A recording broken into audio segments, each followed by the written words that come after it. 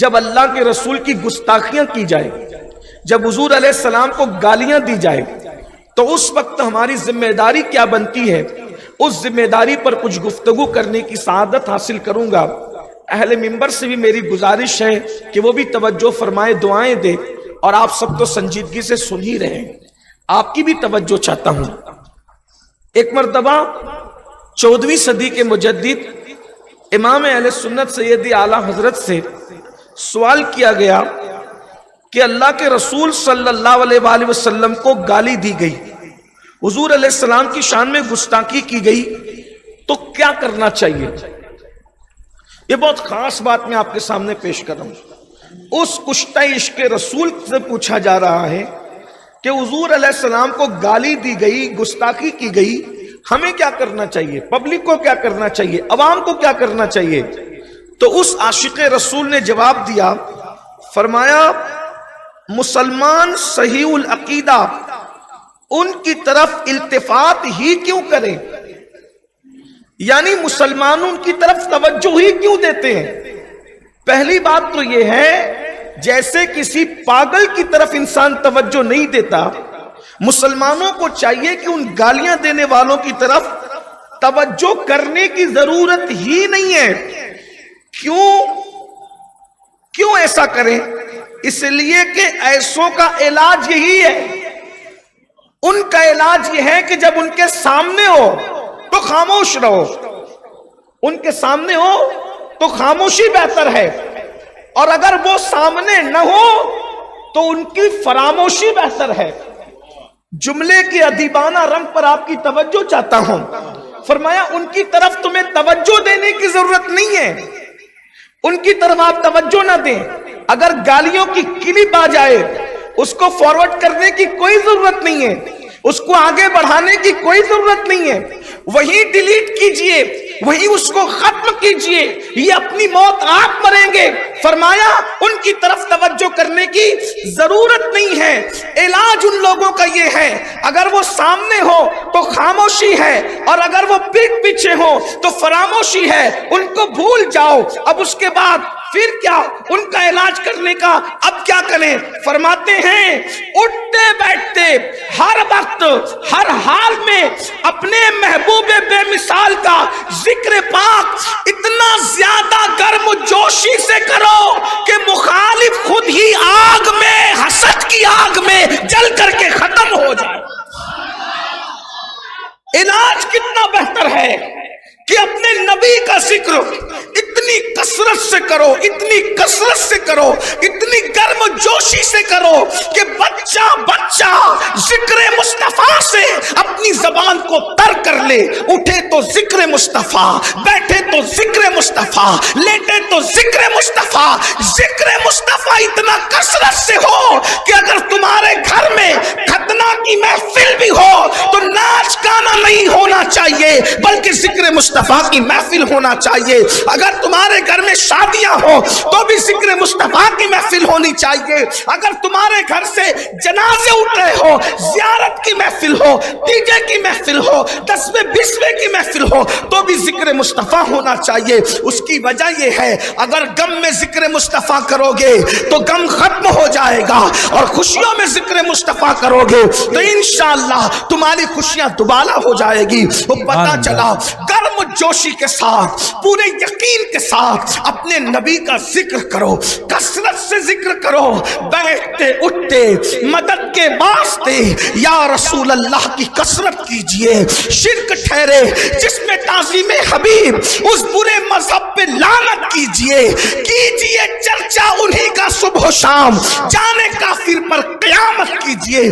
آئیے اب ہم بھی گرم و جوشی کے ساتھ، مردوں کی طرح نہیں سننا، گرم جوشی کے ساتھ اب اپنے محبوب کا ذکر کرتے ہیں۔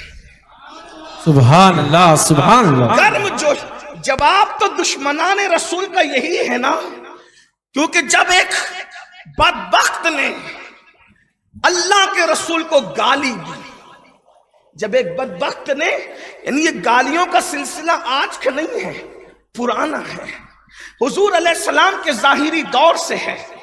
جب ایک بدبخت نے، توجہ فرمائیں، اگر توجہ ہے حیدرآباد کے عاشقوں کی تو میں عرض کروں، کیا ایک بدبخت نے اللہ کے رسول کو گالی دی تو آقا نے صحابہ سے فرمایا تم میں کون ہے، تم میں کون ہے جو میری طرف سے اس بدبخت کو جواب دے، تم میں کون ہے جو میری طرف سے اس بدبخت کو، کیونکہ اس بدبخت نے جو گالی دی تھی وہ اشعار کی شکل میں دی تھی، تو آقا نے وہ کون ہے اس کا جواب دے۔ ایک صاحب کھڑے ہوئے اور وہ بڑے نرم مزاج تھے، تو انہوں نے بہت ٹھنڈے ٹھنڈے انداز میں جواب دینا شروع کیا، اس لیے کہ گالی تو گرم جوشی سے دی گئی تھی اور جواب ٹھنڈا ٹھنڈا دیا جا رہا تھا۔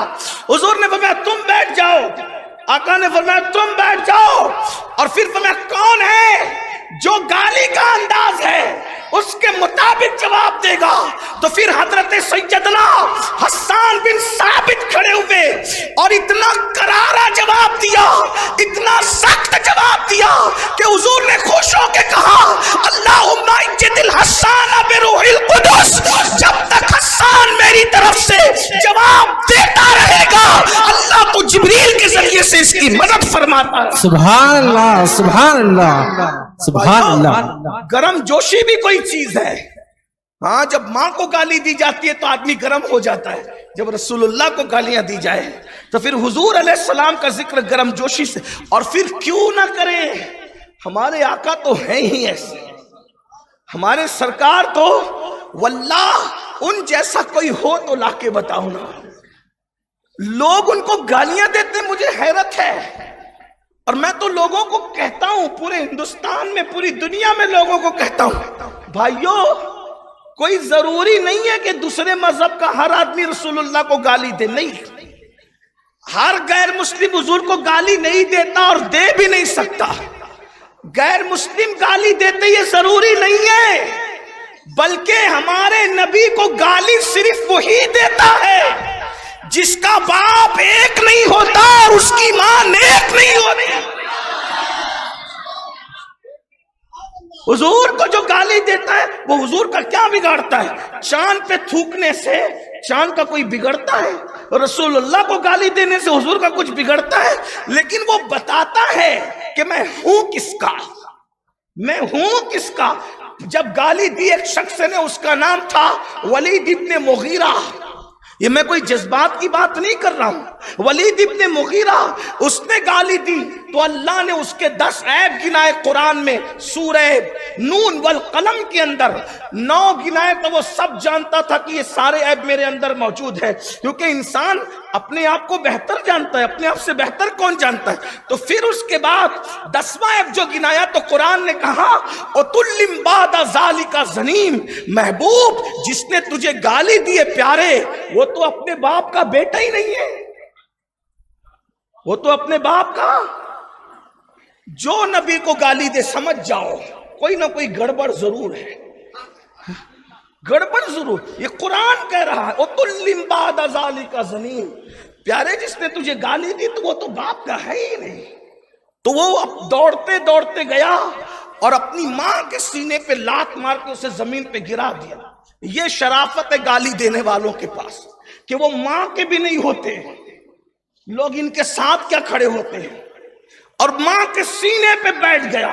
میں پھر کہہ رہا ہوں، میں کسی ایک ملک کی بات نہیں ہے، پوری دنیا میں جہاں کوئی حادثہ ہو، کوئی ایک ملک کی بات، جنرل بات ہو رہی ہے، کیا اس سینے میں بیٹھ گیا؟ میں تو 1450 سال پرانی بات کر رہا ہوں، سینے پہ بیٹھ گیا، بولا بتا 9 عیب تو جانتا ہوں، یہ 10واں جو بتایا مجھے نہیں پتا کہ بتا میں کون ہوں۔ تو اس کی ماں نے کہا اگر حلالی ہوتا تو ماں کے سینے پہ کیوں بیٹھتا؟ تیرا باپ نام مرد تھا جس کا نام مغیرہ تھا، ولید ابن مغیرہ۔ تو میں یہاں اپنے ذوق کے مطابق کہتا ہوں کہ وہ مغیرہ کا نہیں تھا، وہ وغیرہ کا تھا۔ علامہ حسان صاحب، وہ اور وغیرہ کہتے ہی اس کو ہیں جس میں تعداد کی قید نہیں ہوتی، اس لیے کہ آپ پوچھتے نا چائے لیں گے، پانی لیں گے یا وغیرہ، تو چائے ایک پانی ایک دو ہی ہو گیا نا، یہ وغیرہ میں حد نہیں ہوتی۔ تو وہ مغیرہ کا نہیں تھا، وغیرہ کا تھا۔ تو وغیرہ میں تو کوئی حد ہی نہیں ہوتی.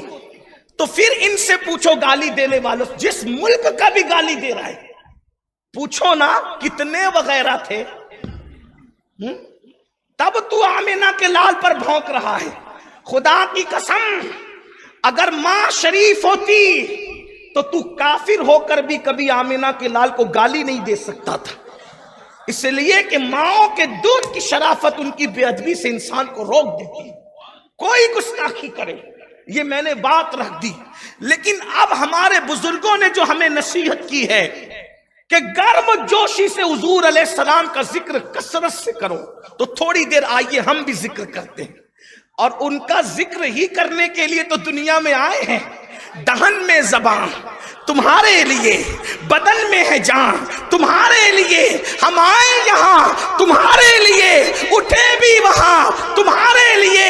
جنا میں چمن، چمن میں سمن، سمن میں فبن، فبن میں دلہن، سزائے مہن پہ ایسے منن، یہ امن و اما تمہارے لیے. اور یا رسول اللہ آپ کی شان کیا ہے؟ اشارے سے چاند چیر دیا، چھپے ہوئے کھر کو پھیر لیا، گئے ہوئے دن کو عصر کیا. یہ تاب و توات تمہارے لیے. یہ مرحمتیں، یہ کچی متیں، نہ چھوڑی لتیں، نہ اپنی گتیں، قصور کرے اور ان سے بھرے قصور جنا تمہارے لیے. گرم جوشی سے حضور کا ذکر کرو. اگر کوئی تھک گیا ہے تو کوئی بات نہیں، آئیے ذکر رسول شروع کرتے ہیں. اور یاد رکھنا حضور علیہ السلام کا ذکر وہی کرتا ہے. صوفیہ فرماتے ہیں حضور آپ کو اسی وقت یاد آتے ہیں، پہلے وہ ہمیں یاد کرتے ہیں، وہ ہمیں ادھر یاد کرتے ہیں، پھر وہ ہمیں یاد آتے ہیں. اگر وہ یاد آ گئے ہیں تو اس کا مطلب انہوں نے یاد کیا ہے. ہم کتنے خوش نصیب ہیں مسلمانوں، پہلے گنبد خضرا میں ہمیں یاد کیا گیا، تب وہ ہمیں یاد آ رہے ہیں. اب آئیے تو صحیح، اللہ اکبر. اندازہ فرمائیں میرے آقا صلی اللہ علیہ وآلہ وسلم کے دیوانوں، نبی کے گستاخوں کو ذکر مصطفیٰ کر کے جواب دینا یہ اللہ کی سنت ہے. نبی کے گستاخوں کو ذکر مصطفیٰ کر کے جواب دینا یہ اللہ کی سنت ہے. ایک دشمن اسلام نے، ایک بدبخت نے میرے نبی کو گالی دی، آقا علیہ السلام کی شان میں گستاخی کی. تو پھر کیا ہوا؟ اللہ کے رسول علیہ السلام کے بارے میں کہا کہ محمد کو تو اس کے رب نے چھوڑ دیا، بلکہ رب تو میں کہہ رہا ہوں. اس ظالم نے یہ کہا کہ محمد کو اس کے شیطان نے چھوڑ دیا. استغفر اللہ، معاذ اللہ، بولو معاذ اللہ، استغفر اللہ. اس بدبخت نے کہا، حضور کے دل پر ایک بات آئی، کیا واقعی میرے رب نے مجھے چھوڑ دیا؟ کئی دن تک کے وحی کا نزول منقطع ہو گیا تھا، وحی کا نزول رک گیا تھا کسی حکمت کے تحت. تو ظالم تانا دے گیا، کیا اس کے رب نے اسے چھوڑ دیا؟ ادھر خیال آنا تھا کہ محمد کے رب نے اسے چھوڑ دیا. تو حضور کے دل پر دل دکھا، نشتر لگا، کیا میرے رب نے مجھے چھوڑ دیا؟ تو اللہ نے جبریل سے کہا، جبریل سدرہ پہ رہنے کا وقت نہیں ہے، جاؤ محبوب کے پاس اور یوں کہو وَالضُّحَىٰ وَاللَّيْلِ إِذَا سَجَىٰ مَا وَدَّعَكَ رَبُّكَ وَمَا قَلَىٰ وَلَلْآخِرَةُ خَيْرٌ لَكَ مِنَ الْأُولَىٰ وَلَسَوْفَ يُعْطِيكَ رَبُّكَ فَتَرْضَىٰ. اللہ اکبر. چاشت کی قسم، رات کی قسم، لیکن اس شاخ ترجمہ کرتے محبوب تیرے چمکتے ہوئے چہرے کی قسم، تیری زلفوں کی قسم، ہائے ہائے تیرے چہرے کی قسم. اللہ جس کے چہرے کی قسم اٹھائے وہ چہرے والضحیٰ مصطفیٰ ہے. ارشاد ہوتا ہے تیرے چمکتے چہرے کی قسم، تیری زلفوں کی قسم. اور پھر کہا رب کا، تیرے رب نے، ہائے ہائے ہائے، پوری دنیا کہتی ہے میرا رب. گارنٹی ہے کسی کو کہ قبول کیا اس نے؟ لیکن اللہ کیا کہتا ہے؟ تیرا رب. محبوب میں تو تیرا رب ہوں. سب کہتے ہیں میرا رب، لیکن میں کہتا ہوں کہ میں تیرا رب ہوں. یہ تیرے رب کو سمجھو. کیسا نبی ہم نے پایا ہے، کیسا نبی ہم نے پایا. کوئی نبی بھی ان جیسا نہیں ہے، کوئی رسول بھی ان جیسا نہیں ہے، کوئی فرشتہ بھی ان جیسا نہیں ہو سکتا. آگے وقت رہا اور اگر آپ سننے جیسا سنیں گے تو میں عرض کروں گا کہ میرا نبی کیسا ہے، ہمارا نبی کیسا ہے. اللہ اکبر. اللہ فرماتا ہے رب کا، تیرا رب. اس کو صرف سمجھانے کے لیے کرو، ملانے کے لیے نہیں۔ ایک انسان کے کئی بچے ہوتے ہیں، ان میں سب سے پیارا جو ہوتا ہے، سب بچے کہتے ہیں میرے ابو، میری امی، لیکن جو سب سے پیارا ہوتا ہے باپ کہتا ہے میں تیرا باپ ہوں نا، تو میرا بیٹا ہے، میں تیرا باپ ہوں۔ مطلب کیا؟ محبت بتائی جا رہی، سب کو چاہتا ہوں لیکن سب سے زیادہ تجھے چاہتا۔ زمین کہہ رہی میرا رب، آسمان کہہ رہے میرا رب، انبیاء کہہ رہے میرا رب، صلحاء کہہ رہے میرا رب، گنہگار کہہ رہے میرا رب، لیکن اللہ فرما رہا ہے رب کا، میں تو محمد کر رہی سب کا ہوں لیکن یہ پیارا جو میرا ہے۔ اللہ پاک ارشاد فرماتے والضحیٰ واللیل اذا سجا ما ودعک ربک وما قلی، تیرے رب نے تجھے کبھی نہیں چھوڑا، اور کیوں چھوڑتا تجھے؟ ارے محبوب چھوڑنے کے لیے بنایا جاتا ہے، محبوب چھوڑنے کے، محبوب تجھے تیرا رب کیسے چھوڑے گا؟ بلکہ یہاں تک فرمایا یعنی کمی نہیں ہونی ہے، وَلَلْآخِرَةُ خَيْرٌ لَكَ مِنَ الْأُولَىٰ، تیری ہر آنے والی گھڑی گزری ہوئی گھڑی سے بہتر ہے۔ سبحان اللہ، سبحان اللہ۔ تجھے چھوڑنے کے لیے نہیں ہے۔ اور پھر کیا کہا؟ وَلَسَوْفَ يُعْطِيكَ رَبُّكَ فَتَرْضَىٰ، ان قریب تیرا رب تجھے اتنا عطا کرے گا کہ محبوب آپ راضی ہو جائیں گے۔ یعنی محبوب تو اتنا چہیتا ہے، ایسا پیارا ہے کہ سب میری رضا چاہتے ہیں اور میں تیری رضا چاہتا ہوں۔ میرے امام کہتے خدا کی رضا چاہتے ہیں تو عالم، خدا چاہتا ہے رضائے محمد۔